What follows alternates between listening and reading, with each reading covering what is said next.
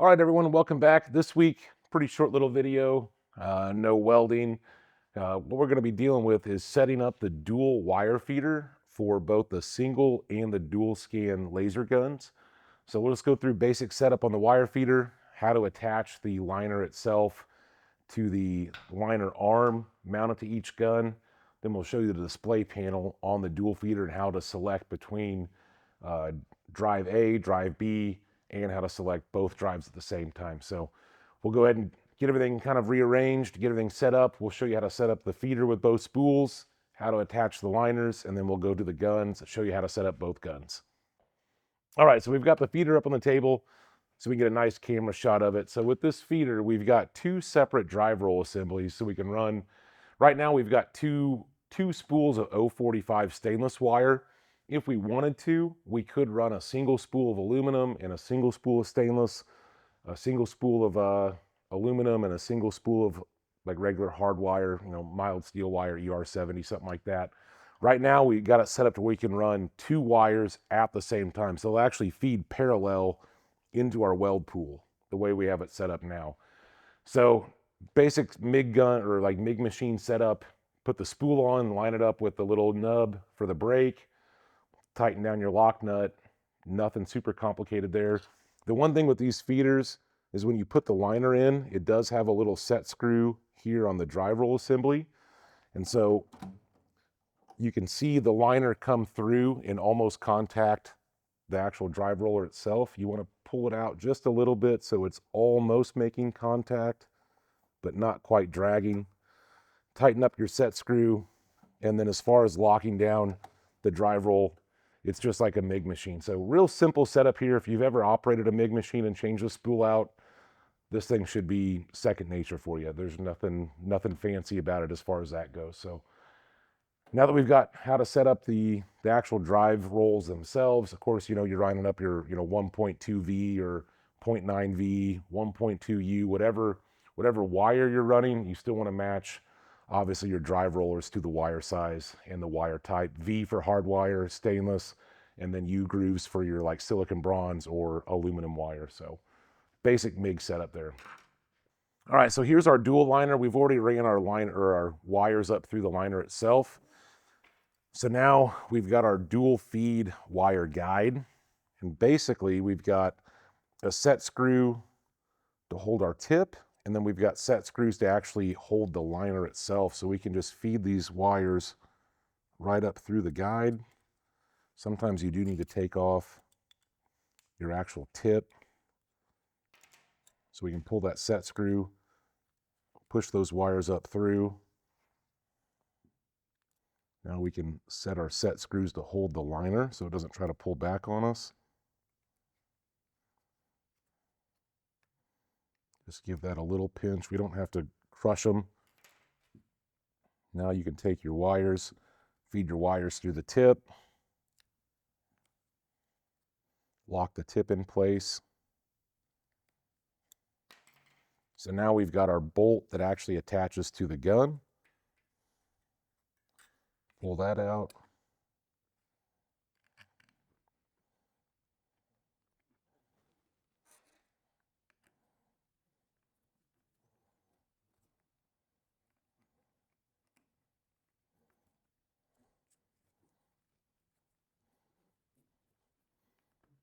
And get it set in place. Now I've already got this set up to where it's the right distance it needs to be for my focal length. If you do need to adjust it, it's just as simple as loosening up that set screw that locks it in place. And now that'll slide in and out to match your focal distance. So we just want to butt it up right to the back side of the tip.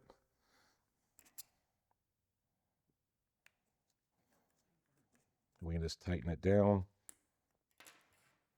There we go. So that's how you'd set up your dual feed liner for the single scan gun.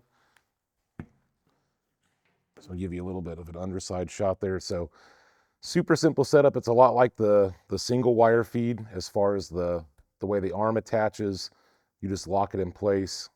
Instead of using the jam nuts for the single wire feed, you just use that set screw. It locks onto the shaft and that locks it from moving fore and aft. So Super simple setup. Let's go ahead and pull this back off, and I'll show you guys how to set up for the dual scan gun.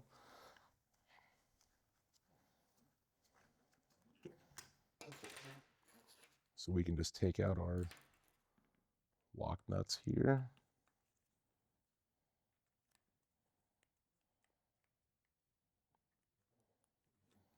So pull those set screws off. We set the single scan gun out of the way. So this is going to be your dual scan, dual wire feed apparatus. It's the best way to call it. We'll go ahead and take our lock screw out there. Now this one does have two locking screws on the back side to hold your liner itself, or your tip, so we'll pull it out. Same thing, we just feed our wires up through the guide. Once we get it seated in, we can go ahead and tighten up these little set screws on the back. And again, they don't have to be super tight. We're not trying to crush the liner, we're just barely holding it in place.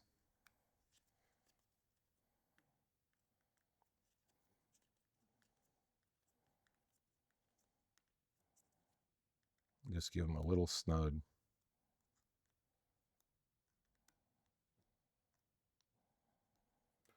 So now that's nice and solid.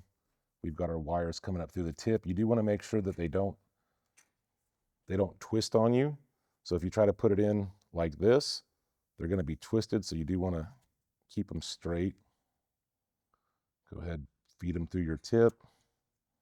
There we go. Tighten down.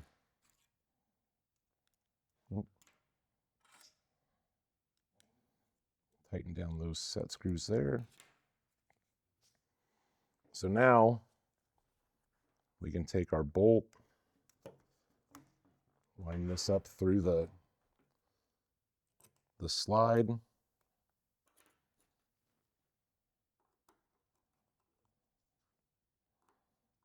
We can just snug that up a little bit. And then of course it slides up and down. So I don't have my dual feed tip on here at the moment, so let me take that off.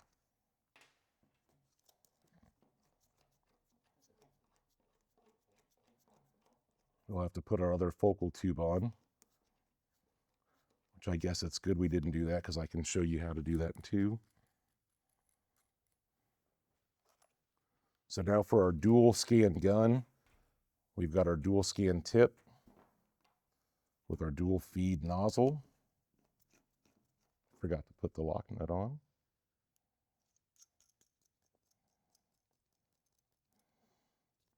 And when you're switching from the single feed nozzle to this your dual feed tip, you can, since this tip is so much bigger, obviously in comparison between the two, it's got a lot more length to it. You can run this focal tube pretty much all the way in.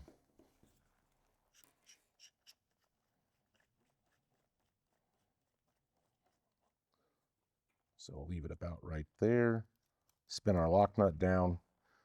Then we can adjust our wire guide right up to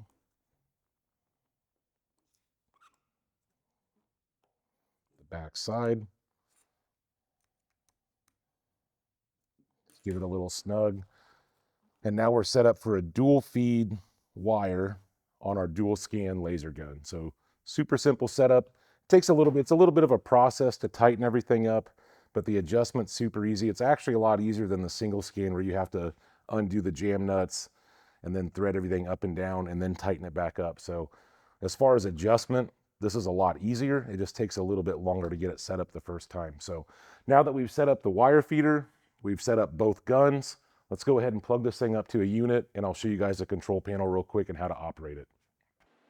All right, so now that we've got our drive roller set up with our wire, we've got the gun set up.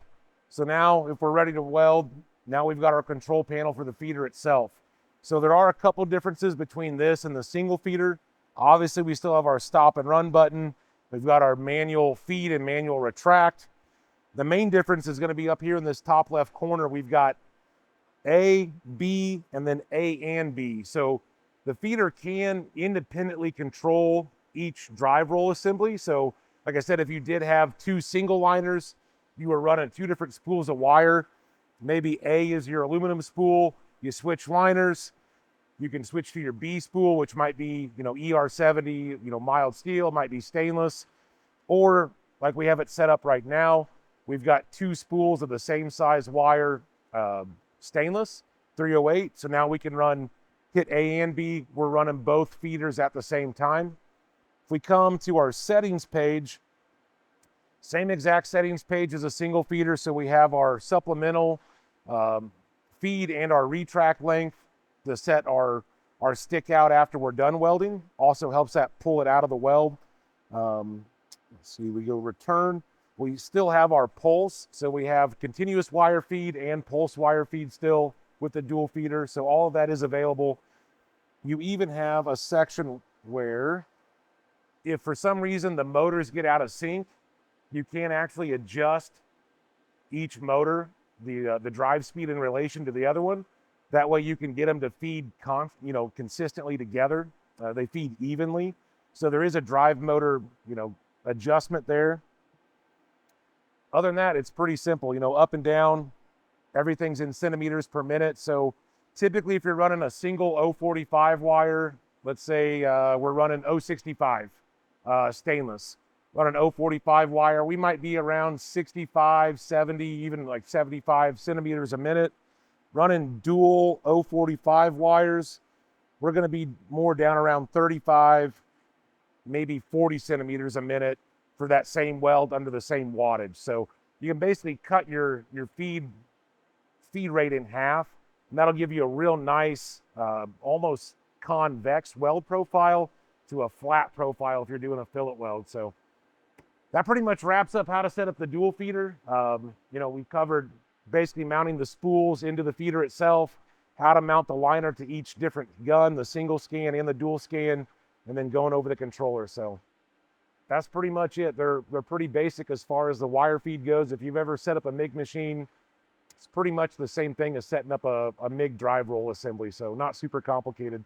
If you guys do have any questions, always feel free to reach out to me. Of course, I head up the laser department here at Everlast, so feel free to reach out. My extension is 223 on the main phone line, or you can reach me at Jesse, Jesse, at everlastwelders.com. Have a good one, guys. We'll see you soon.